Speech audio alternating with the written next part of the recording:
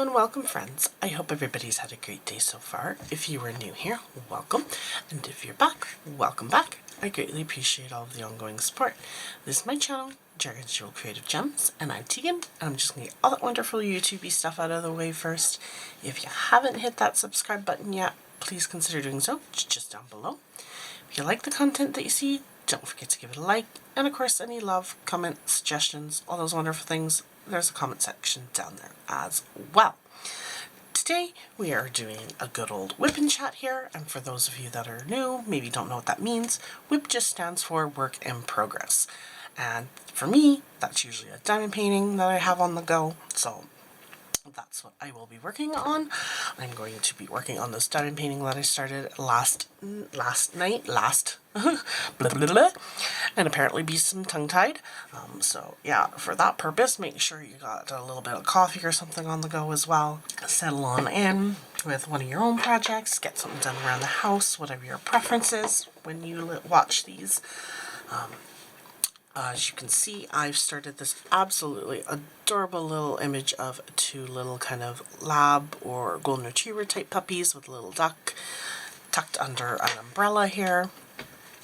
This was an image that I had gotten a while back and had been wanting to work on, so I decided to actually dive into a couple of my smaller low budget friendly canvases because it's been a while since I've, kind of worked on one.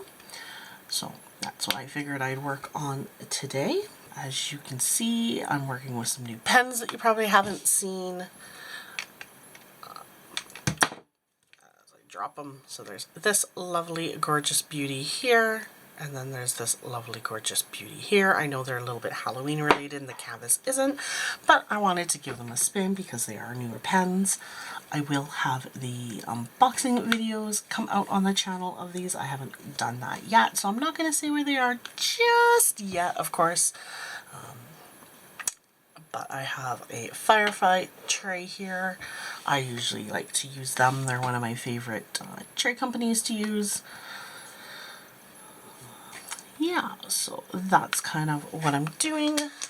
Then I've got my putty here called Drunk Pumpkins. I'm still in a little bit of a Halloween mood, as you can tell. This one is by Putty Crockers Boutique and More. Love her putty. This one kind of smells like a pumpkins mixed with, I haven't quite figured out what else she does. She creates her own scents. So that's kind of fun to always kind of guess.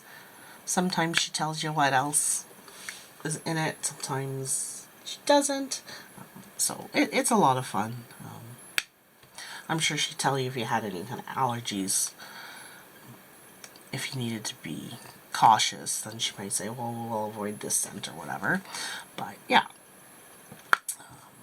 Let's see. Let's go back to October 11th, as that's kind of where last whip and chat ended up. So yeah, we're going back into October here, so we're basically summing up what the rest of October was, what I was up to for the October month mostly.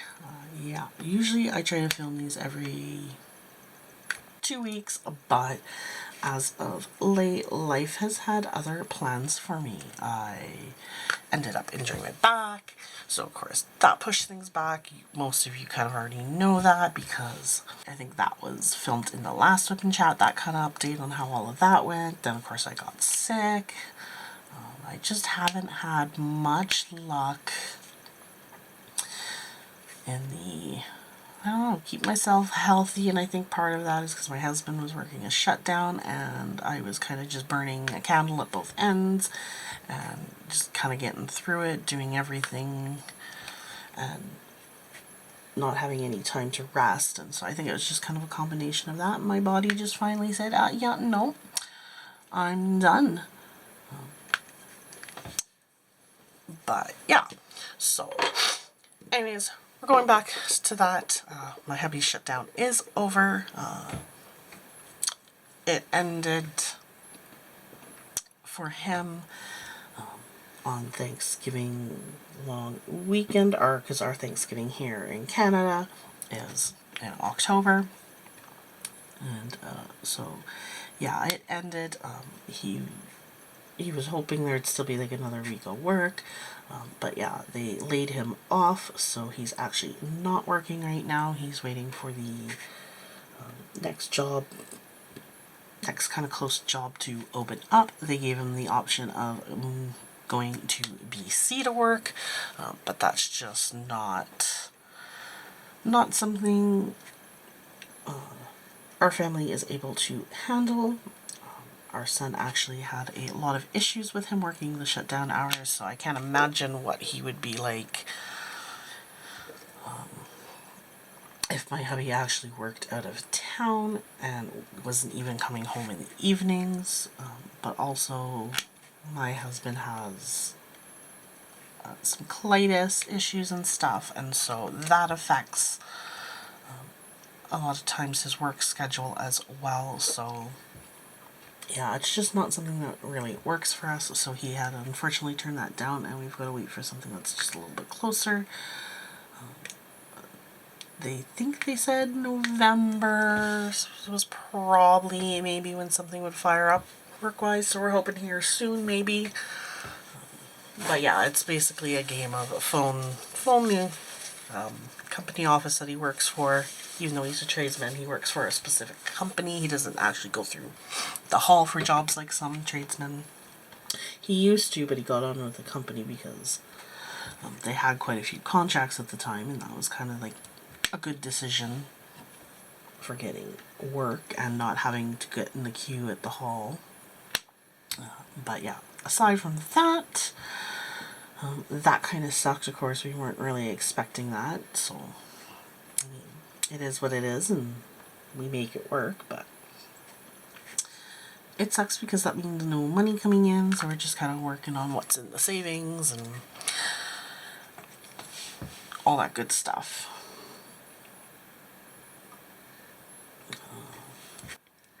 But yeah, what else? Yeah, then of course we had Thanksgiving dinner at my parents' for Thanksgiving. That was lots of fun. They have a new puppy, we have a new puppy, so of course we had to kind of limit our time over there, so Ace wasn't in his crate the entire day. We would have normally, we like to bring our dogs over, but Ace and Axel, which is my parents' new puppy, are just a bunch of goofballs when they're together. They're still learning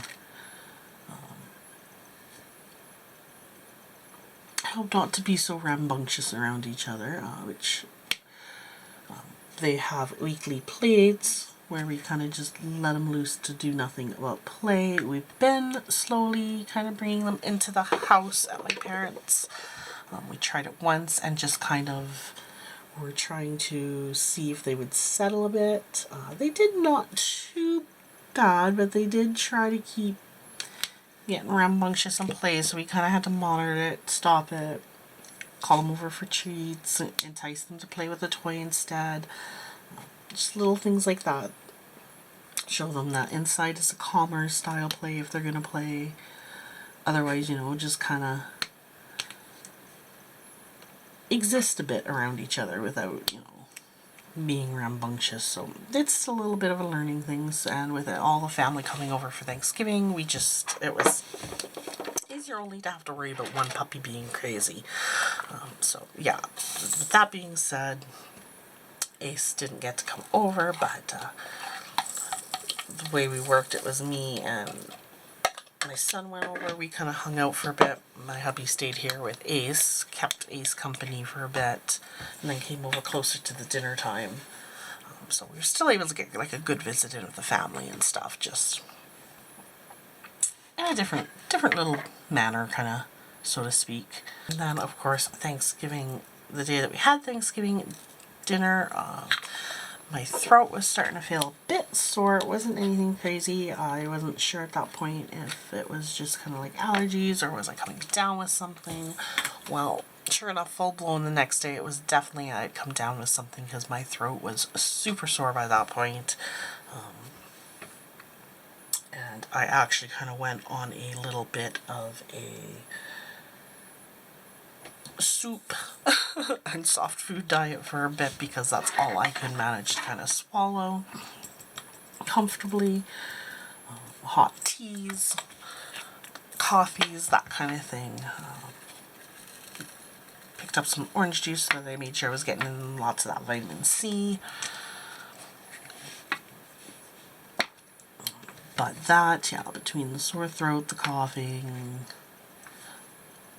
all that, I wasn't feeling that great. I kind of stayed cooped up in bed a couple of days and did nothing but sleep, drug up, sleep. And eventually I got my energy back, but my sore throat was on and off for a bit afterwards as well. And then it finally calmed down. I still have a little bit of the little cough that's lingering.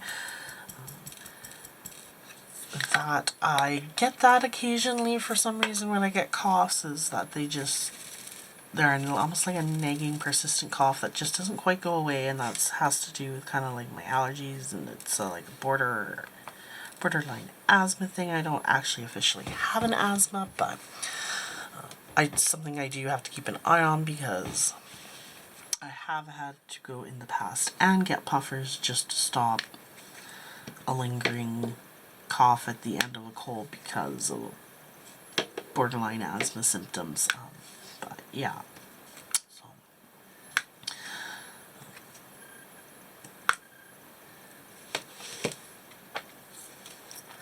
there's that. That wasn't exactly fun. I know that postponed a couple of videos, which I apologize for that. But that's what I mean by lately. Life has had other plans, and I think it's just my body's way of making me slow down after all the go from the shutdown. What do you do? But go with the flow, I guess.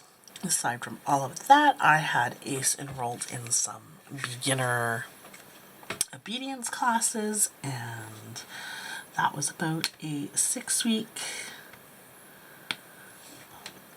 course. We had started the class off with 6 dogs. By the end of it, it was Ace and 3 other dogs. So 2 kind of, I don't know, dropped out, stopped coming, something. Maybe they didn't like the teacher style, I don't know. Yeah, that was fun. The ones that remained were like I don't know what kind of dog he was, maybe like a mixed breed, but he was a big boy. And he was a farm dog named Tex. Quite lovely. Still intact, of course, because being a farm dog, I guess the lady's husband wanted to not neuter him and all of that. They have a couple of other dogs, that kind of thing, but he was a 8-month-old puppy anyways. Him and Ace seemed very interested in each other. And then of course, well, heck, Ace liked them all. Ace wanted to be friends with them all. And then we had, I think it was what they called a trolling retriever, if I remember correctly, named Oakley. She was quite adorable. Very, very high energy and hyper. She would start barking, and then of course Ace would follow suit, so they often got each other riled up at the very beginning of classes. And then there was a cute little, I don't know what she was, but she was a little black, kind of longer haired, smaller breed dog that a lady owned called Evie, who was just a little gem. I swear she was like the little angel of the class. She was just so sweet and adorable. But yeah, and just so well-mannered and calm. They were all puppies, of course. I don't think any of them were over a year. But yeah. They all seemed to, like, I mean, they would rile each other up and get rambunctious and want to say hi and all that. So, I mean, at the very beginning, especially, she had to kind of keep certain ones with certain dogs in between just to kind of keep the flow of the class happening. But towards the end, they got much better with each other. Ace was very riled up. He would do non-stop barking at the other dogs when we first started, and then by the end of obedience, he was able to kind of after the initial start of the class, barking to let me know and pulling to let's go say hi to everybody, he would kind of settle into the routine of the class. So he got much better towards the end. Definitely. But yeah, that was 6 weeks, and we had our last class on Wednesday here, and that was a little bit of a test. The way she did our test, which normally she runs through it, she just put us all, like we all kind of standed in a line, and then she kind of said, tell me one thing your dog does best that we've learned in class. So then we had to kind of come up with something, whether that was sit, down, leave it, that kind of thing. Like what kind of thing did they do really, really good at? Come, wait, that sort of thing. So each person would choose something, and then we would do that action, and then do the click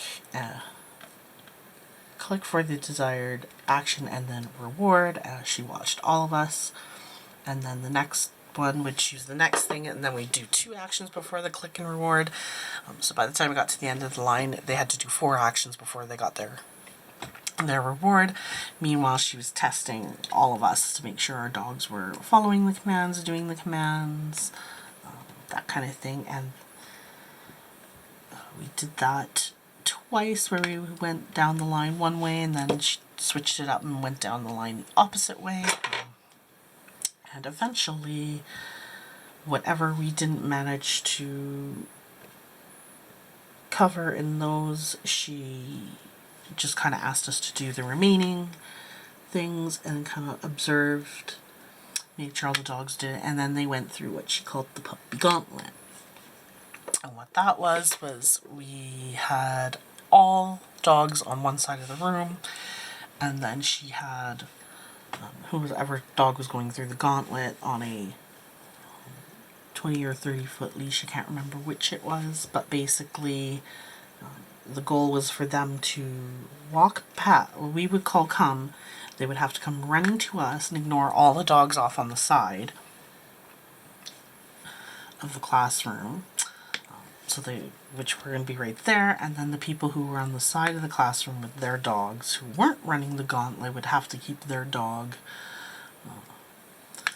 distracted so that it wouldn't go over and say hi to the dog running the gauntlet. So she was watching for the dog's behavior on both sides of things before she determined whether or not each dog passed. So I am happy to say that Ace passed his beginner obedience class. We got our little certificate from them and everything, and all the other dogs in the class also passed. So that was very, very nice. I have no idea how Ace managed to pass, because he was a complete and total goober at some of those sessions. He would be rolling over on his belly. He would be trying to say hi to everybody. It took place in one of our local pet stores as well, so there would be customers, and of course there was shelving with dog food on them and stuff like that. So all things considered, he had quite a few distractions, which, if I'm going to put him in the next level, which is intermediate, I think is what they call it, I would probably look at a different location for that. Just one with a little less distraction so that he would pay more attention to the class, that kind of thing. Because he settled really well with dogs in the class, but then because it was a pet store, people could bring their dogs in shopping with them, and those dogs would rile him up, because then he'd want to go say hi, even though he was in the middle of his class and had other dogs around him. Yeah, Ace loves being around other dogs. But yeah, so that, we finally finished that. I'm glad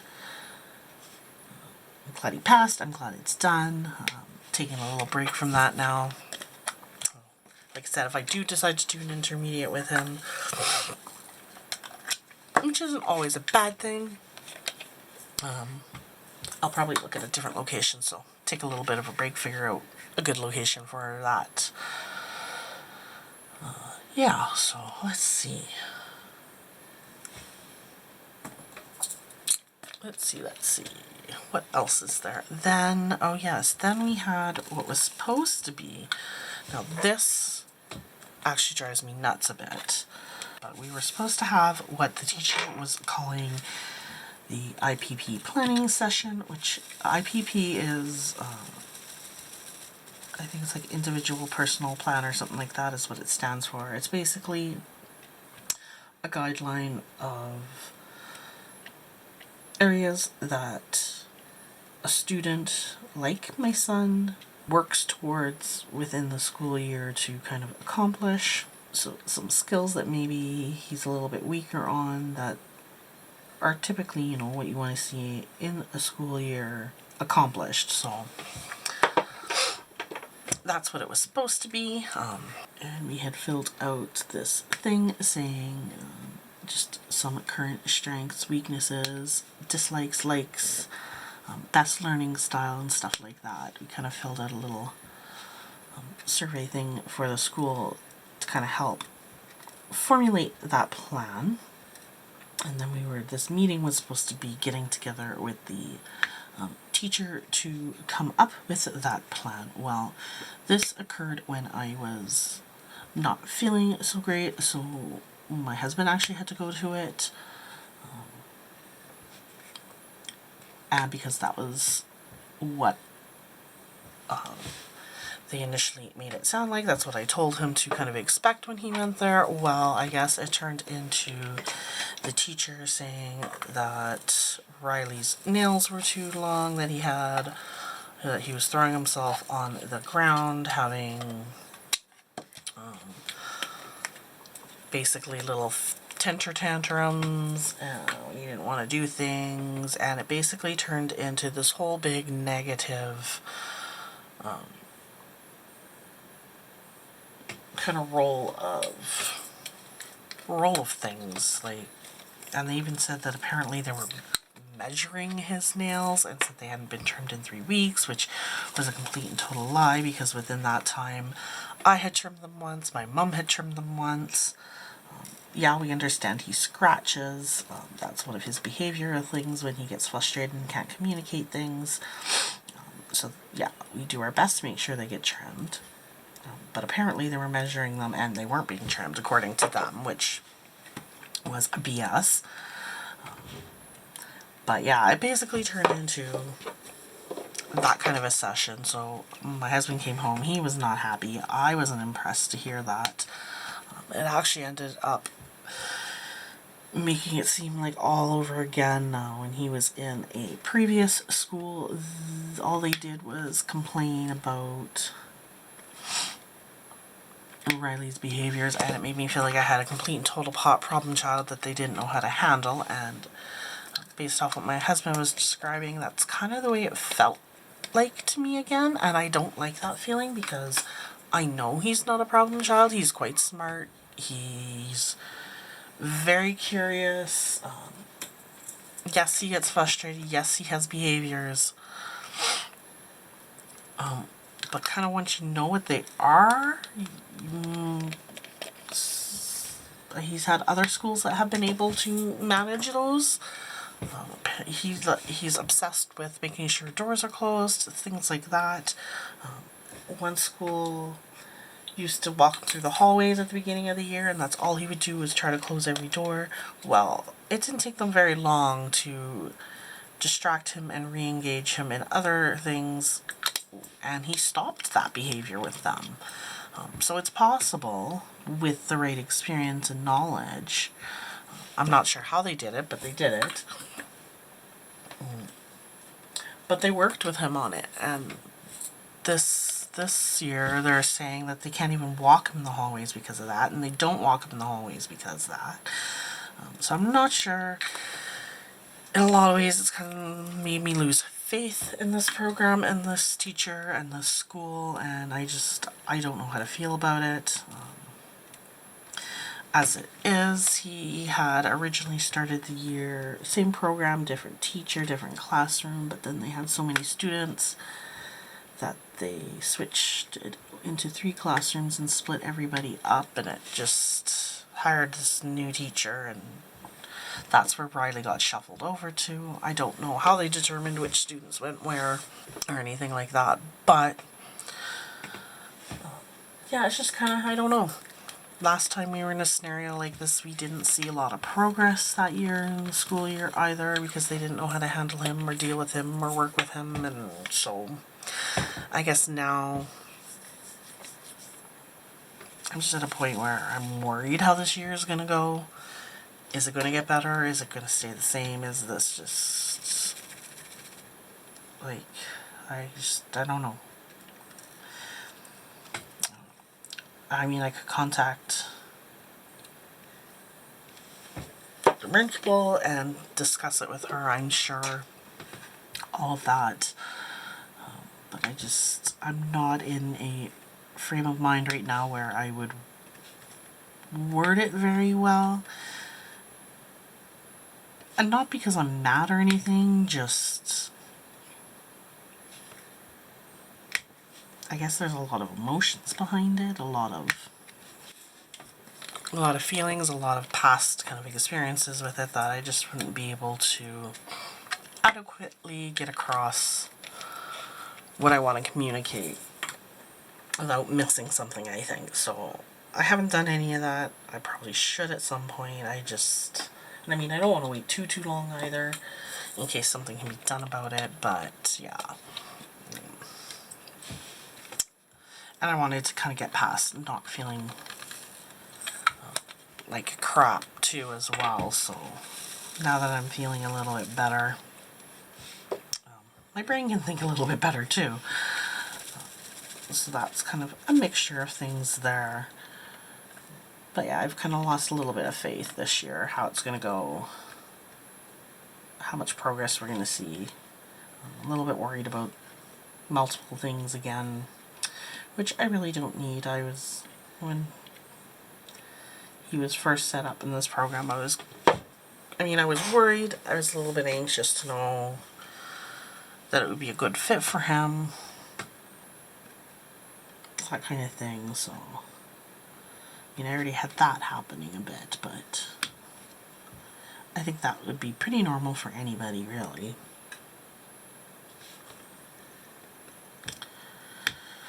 But yeah, so we'll see. Gotta figure that out. What else? Yeah, other than that, we had Halloween last night. Today is actually November 1st.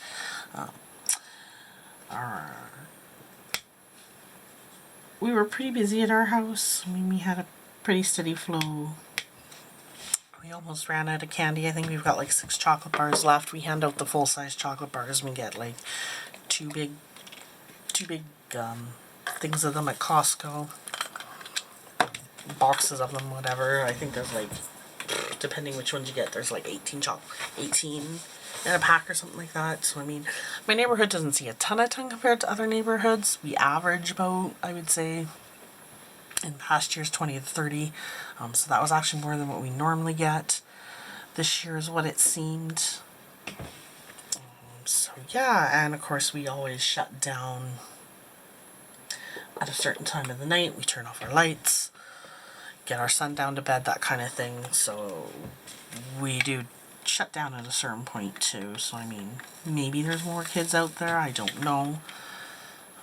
But yeah, we do that just because he's in bed. We don't need dogs barking. We don't need people coming to the door.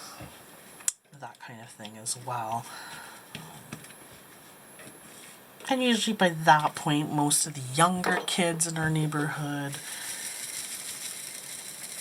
have kind of finished going around too.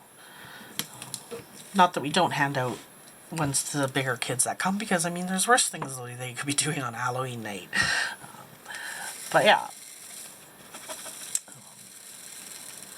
Most of the little ones that, you know, would come around that you would hand candy out to, that it's really the holiday for them, have already kind of come too. So we shut down. That's usually usually around 8, just before 8, depending. Little guy did go around to a couple of houses. He dressed up as Spider-Man. He did do a couple of houses in the area, but with the cold, his asthma kind of acted up a bit, so he didn't get a super long stint.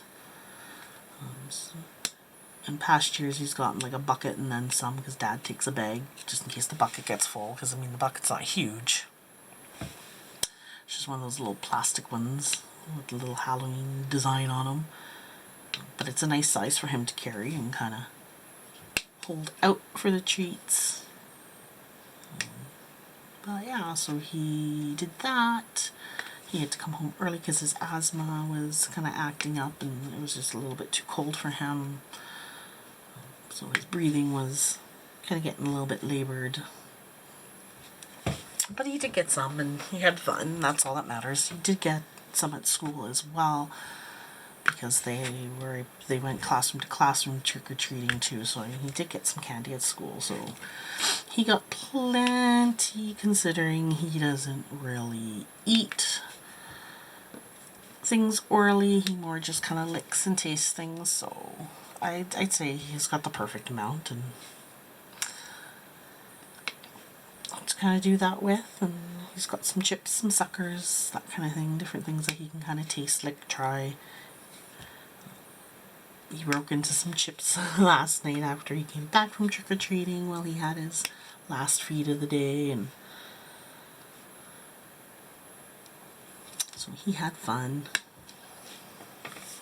He chooses his treats and then we let them try them while he's into that. So I mean, he's got probably treats for months with the amount he gets and licks and tries, so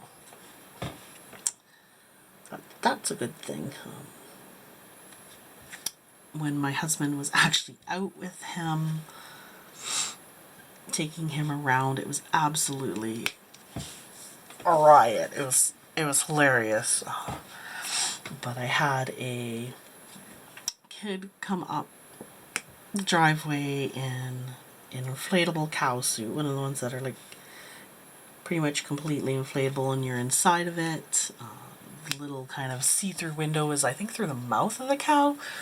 But because inside of those things it gets so toasty warm, and I think it was like felt like -2 outside or like -4 by the evening, and then, but it was actually only like 0 Celsius outside, but you know, cold enough to get that condensation happening, and so I guess it was fogging up and he couldn't see very well, so his poor mom's trying to guide him to the best of her ability. But poor kid ended up saying trick or treat to our fencing on the other side of the driveway. So, of course, his mom's killing herself laughing and she's trying to direct him towards the door, and he couldn't get up the steps or anything because, of course, he couldn't see, so I came out and gave the poor kid his candy. But it was kind of one of those moments that you just kind of laughed at, and I'm sure by the end of the night that son and his mom had made lots of great, hilarious memories, including the saying trick or treat to the fencing. But, yeah, so that was last night. That's done. Next big thing that we kind of work our way towards is the little man's birthday, because his birthday is November 10th, so yeah, we gotta start looking at what to get him for his birthday, doing a little birthday celebration probably here at the house, with some family, that kind of thing, which means usually a little bit of cleaning, all that good stuff. So yeah, that'll kind of be the next thing that we're gearing ourselves up for. And then, of course, after that will be a couple more kind of December birthdays and Christmas. So yeah, there'll be lots of shopping happening in the next little while here between birthdays and Christmas. And so yeah, definitely got that in the works. What else? Let's see. I guess some channel updates. There's not really anything crazy, just the usual. We're still working for that 500 sub goal, which is when the next kind of giveaway will be. Right now we are, I think when I checked, we were at 439, so we're about 61 subs away. So I mean, it's there. It's there. That can go quickly or that can go slowly. So definitely, if there's people you can share the channel with, share it out, because that'll help that number climb a little bit quicker. Share videos, share the channel, all that good stuff. Hopefully we'll hit that goal soon, because I always get kind of antsy when we get this close, and I want to do that giveaway, but I make myself wait. But that's kind of my way of giving back to everybody for taking the time to watch my videos, supporting the channel, all that good stuff. And I usually like doing up a nice little gift card that they can kind of spend on diamond painting accessories, crafty things, that kind of idea. And I add in a couple of extra little diamond painting goodies as well, because that's what I like to do. Just kind of create a nice little package to mail off with that gift card, and then I usually do up a little one of my handmade cards, just kind of saying thank you for your support, that kind of idea. So yeah, definitely get eager to do that. So yeah, get sharing, get all the good stuff happening, and hopefully we'll be there in no time. What else? A Facebook group. Yep, that's still a go. We're still very, very small, so if you haven't joined us over on there, please do. It is a great little community, everybody who supports the channel, and we are sharing our diamond paintings over there. You can share crafty projects. Heck, we even share our diamond painting buddies on there, so if you've got a pet who kind of hangs out with you, supervises, snores, drools on your canvas, creates havoc, knocks over your drills, whatever the case, we've all got one. They're all different when they come hang out with us, so yeah, definitely feel free to share them, tips, tricks, all that good stuff. Yeah, it's just kind of a nice little community so I can get to know everybody just a little bit better, and share our love for this hobby, that kind of thing. And then hopefully in the future, if it gets big enough, I can run any events, because of course I keep thinking about events that I would like to eventually kind of run a little diamond painting crafty event periodically, so that would be kind of a good place for me to do that. So, but it needs to grow. Channel needs to grow a little bit. That's just me thinking ahead, and once again anticipating with excitement that we'll get there one day. But yeah, that's eventually the plan that I would like to do. So yeah, the quicker that grows, the quicker that can happen too. Yeah, and then per usual, there's going to be tons of unboxings coming out. Obviously, because I've been working on this canvas, I'm done my Day of the Dead canvas, so there'll be a post-review video coming out for that.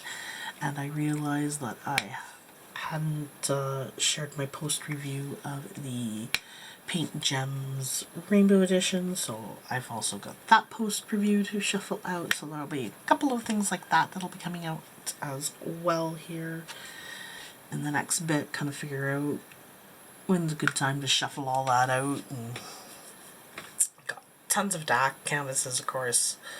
I think that's mostly what's in my stash at the moment to share. There's a couple of other off ones, but that's kind of the majority, it seems. So you'll probably see lots of different DAC canvases, which I hope you don't get too bored of. I'll try to shuffle in some other things just to kind of break it up as much as I can.